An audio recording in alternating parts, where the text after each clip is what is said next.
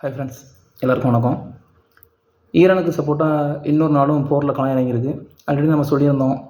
Iran என்ன சொல்லியிருந்தாங்கன்னா, நீங்கள் வந்து இஸ்ரேல்கிட்ட கார்த்தீவ் அட்டாக் பண்ணிங்கன்னா நாங்கள் வந்து பாஃப் எல்மெண்ட் ஆஃப் அப்படிங்கிற ஒரு நீர்வழிப்பாதை இருக்குது, அதையும் மூடும்னு சொல்லியிருந்தாங்க. அது உண்மையாயிடுச்சு. எப்படின்னு பார்த்தீங்கன்னா அந்த நீர்வழிப்பாதை, அதாவது ஆஃப்ரிக்காவையும் சவுதி அரேபியாவையும் ஜாயின் பண்ணுற அந்த ஒரு நீர்வழிப்பாதை வந்து யார் கண்ட்ரோல் இருக்குன்னா ஏமன் கண்ட்ரோல் இருக்குது. ஏமன் வந்து ஈரானுக்கு சப்போர்ட்டாக இப்போ வந்து போரில் இறங்கியிருக்காங்க. அவங்களோட முதல் ஏவுகணை தாக்குதலை இஸ்ரேலுக்கு எதிராக திருப்பியிருக்காங்க. இந்த நீர்வழிப்பாதை எப்படின்னு பார்த்தீங்கன்னா, இஸ்ரேலோட முக்கால்வாசி இம்போர்ட் எக்ஸ்போர்ட் வந்து இந்த நீர்வழிப்பாதை வழியாக தான் நடக்கும். உலகத்தோட மொத்த போக்குவரத்து ட்ரேடிங் பாயிண்ட்லையுமே 12% இந்த நீர்வழிப்பாதை வழியாக தான் நடக்கும்.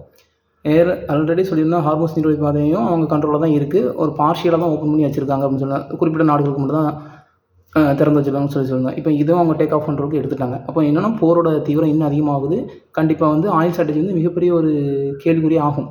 இன்னொரு பக்கம் ரஷ்யா அவங்க என்ன சொல்லியிருக்காங்க அப்படின்னா, ஏப்ரல் 1க்கு அப்புறம் அவங்களோட எக்ஸ்போர்ட் வந்து ஃபுல் அண்ட் ஃபுல் ஸ்டாப் பண்ணுறாங்க. கேஷுவலின் பொருள், ஆயில் பொருட்கள் யாருக்குமே அவங்க எக்ஸ்போர்ட் பண்ண போகிறது இல்லை அப்படிங்கிறது வந்து அவங்க வந்து அஃபிஷியலாகவே அப்படின்னு அவங்களே சொல்லிட்டாங்க.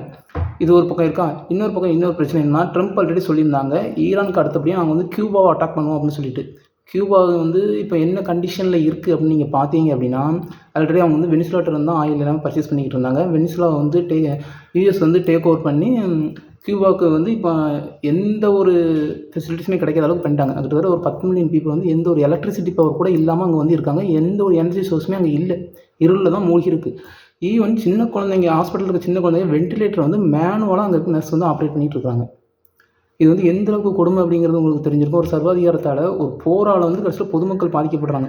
இப்போ இப்படி ஒரு பிரச்சனை போய்கிட்டு இருக்க எல்லாரோட கவனமும் இன்னொரு பக்கம் திரும்பி இருக்குது. எங்கே அப்படின்னு பார்த்தீங்கன்னா, கியூபாவுக்கு வந்து ஆயில் சப்போர்ட் வந்து எங்கேருந்து இப்போ பண்ணுறாங்க அப்படின்னா, ரஷ்யன் கப்பல் வந்து ஒன்று கியூபாவுக்கு போய்கிட்டு இருக்குது. கிட்டத்தட்ட 7,30,000 பேரல் க்ரூட் ஆயிலோட கியூபா நோக்கி போய்கிட்டு இருக்குது. இது மிகப்பெரிய ஒரு இப்போ எல்லாரோட கவனமும் அங்கே தான் இருக்குது. ஏன் அப்படின்னு கேட்டிங்க அப்படின்னா, கியூபா வந்து யார் டேக் ஓவர் பண்ணலான்னு பார்க்குறாங்கன்னா, யூஎஸ் டேக் ஓவர் பண்ணலான்னு பார்க்குறாங்க. அதே சமயம் அவங்களுக்கு சப்போர்ட் பண்ண போகிற கப்பல் வந்து ரஷ்யா, சீனா இவங்க சப்போர்ட்டில் போய்கிட்டு இருக்கு.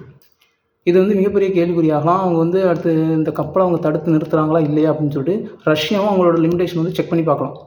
அவங்க அந்த கப்பலை தடுத்து நிறுத்துகிற நிமிஷம் மிகப்பெரிய போர் வெடிக்கலாம். சரிங்களா? இதுதான் மிகப்பெரிய ஒரு பிரச்சனையாக போய்கிட்டே இருக்குது. இது வந்து பொறுத்திருந்து தான் பார்க்கணும். நம்ம ஆல்ரெடி சொல்லியிருந்தோம், இன்னொரு நீர்வழிப்பாதையும் மூடுவாங்கன்னு சொல்லிட்டு. அதுவும் நடந்துருச்சு. 3வது ஹீரோவாக ஏமனும் உள்ள என்ட்ரி ஆகிட்டாங்க. போர் வந்து முடியும் நம்ம சொல்லிக்கிட்டே இருக்கல. போர் வந்து எந்த அளவுக்கு ஆக்சுவலாக இது வந்து ஒரு ட்ரையல் ஸ்டேஜ் மாதிரி தான். அவங்க வந்து ட்ரிகர் பண்ணி பெருசாகிக்கிட்டே தான் இருந்துகிட்டு இருக்காங்க. போர் எந்த அளவுக்கு பெருசாக போயிடுங்க. இன்னொரு ஸ்டேட்மெண்ட் என்ன அப்படின்னா, இந்தியாவுக்கு ஆயில் வருதுன்னு நீங்கள் சொல்லிக்கிட்டு இருந்தீங்களா, நம்முடைய முன்னாள் மத்திய அமைச்சர் சிதம்பரம் அவர்கள் என்ன சொல்லியிருக்காங்கன்னா, அந்த ஒரு கப்பலில் வந்துச்சுல அந்த ஆயில்ங்கிறது இந்தியாவோட இந்தியாவோட ஒரு 1.5 நாள் தேவைக்கானது தான். அப்போ ரெகுலராக ஆயில் சப்ளை ஆகிட்டு இருந்தால் மட்டும்தான் என்ன இருக்கும், நமக்கு வந்து எனர்ஜி சோர்ஸ் வந்து எந்த ஒரு ஷார்ட்டேஜும் இல்லாமல் கிடச்சிக்கிட்டு இருக்கும். இன்னொரு பிரச்சனை, நான் ஆல்ரெடி இன்னொரு நீர்வழிப்பாதையும் மூடிட்டாங்க. ஸோ அப்போ இந்த ஒரு லிமிட்டேஷனில் தான் வந்துக்கிட்டே இருக்கும். போக தான் தெரியும். ஆல்ரெடி சொல்லியிருந்தேன். ஸோ நம்ம வெயிட் பண்ணி தான் பார்க்கணும். மோர் அப்டேட்ஸ்க்கு ஃபாலோ பண்ணுங்கள், சப்போர்ட் பண்ணுங்கள்.